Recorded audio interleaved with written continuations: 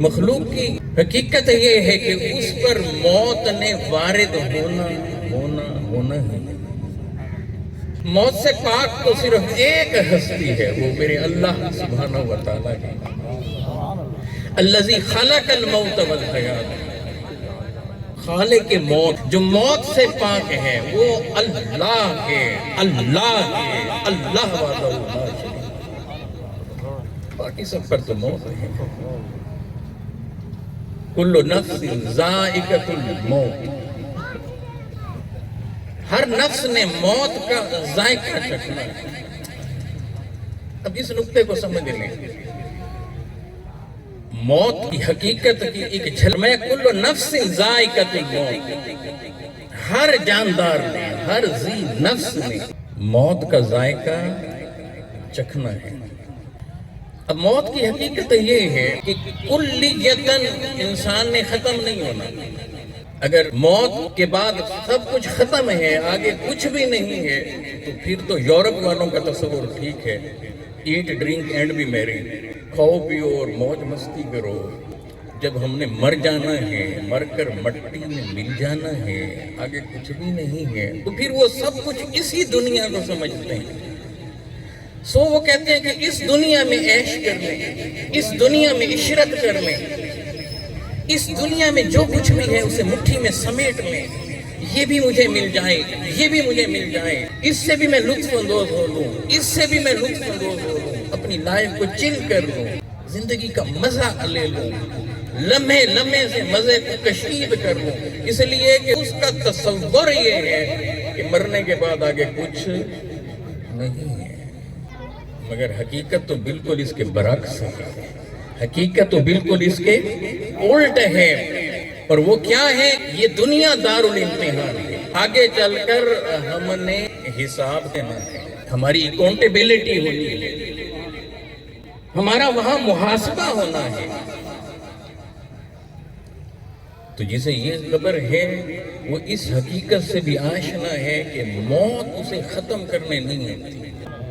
اگر موت ختم کرنے آتی ہوتی انسان کو تو پھر یوں کہا جاتا کل نفس موت،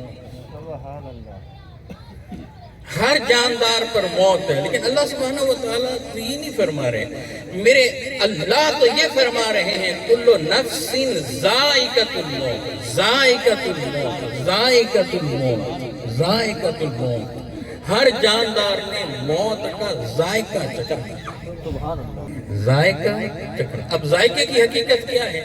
ذائقے کی حقیقت یہ ہے کہ یہ آتا ہے اور آ کر چلا جاتا ہے، سبحان اللہ۔ یہ ذائقے کی حقیقت ہے۔ آپ سیب کھائیں، کچھ دیر کے لیے اس کا ذائقہ زبان پر رہے گا، پھر وہ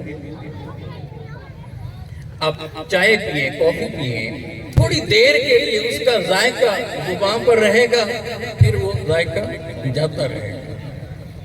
تو ذائقے کی حقیقت صرف اتنی ہے کہ وہ آتا ہے اور آ کر چلا جاتا ہے۔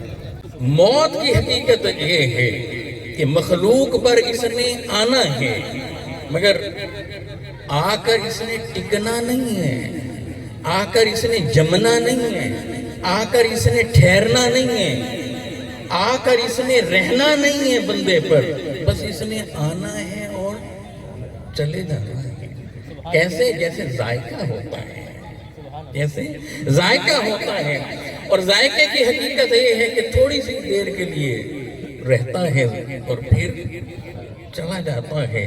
تو اب نقطہ جو یہاں سمجھانا چاہتا ہوں، اللہ سبحانہ و تعالیٰ یہ نہیں فرما رہے کہ ہر ذی روح پر موت ہے، فرمایا نہیں، ہر ذی روح نے موت کے ذائقے کو چکھنا ہے۔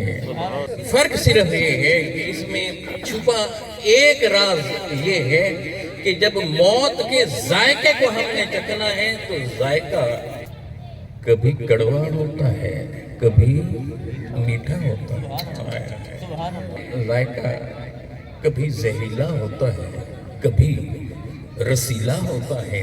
بس بندہ مومن اور بندہ کافر میں فرق یہ ہے کہ جب کافر اور مشرک پر موت وبا ہوتی ہے تو اس کا ذائقہ زہریلا ہوتا ہے، اور بندہ مومن پر جب موت بپا ہوتی ہے تو اس کا ذائقہ رسیلا ہوتا ہے، میٹھا ہوتا ہے، کیونکہ بندہ مومن کو پتا ہے کہ یہ موت کا دروازہ ہے، ابھی اس سے گزر کر میں آگے برزخ میں اتروں گا، سامنے چہرہ والضحا ہوگا، اس موت سے گزر کر میں نے دیدار مصطفیٰ کرنا ہے۔ ارے جس چیز سے دیدار مصطفیٰ مل رہا ہو، ارے وہ کڑوا کیسے ہو سکتا ہے، وہ ذائقہ تو میٹھا۔ بس یہ وقفہ ہے، یہ نقطہ سمجھنا ہے، جب یہ بات سمجھ میں آ گئی تو پھر موت جو آپ کے ہونٹوں پر آ کر لگی ہے، ذائقہ ہائے، ایک وہ ہے کہ زہر کی آپ کے ہونٹوں میں اتار دے، ایک وہ ہے کہ سامنے آئے اور آپ اسے چوم کر ویلکم کہہ دیں۔ ارے وہ چیز جس نے دیدار مصطفیٰ عطا کرنا ہے، اسے تو انسان چوم کر کہتا ہے آنا پھر میرے محبوب کا مکھڑا دکھا صلی اللہ علیہ وسلم۔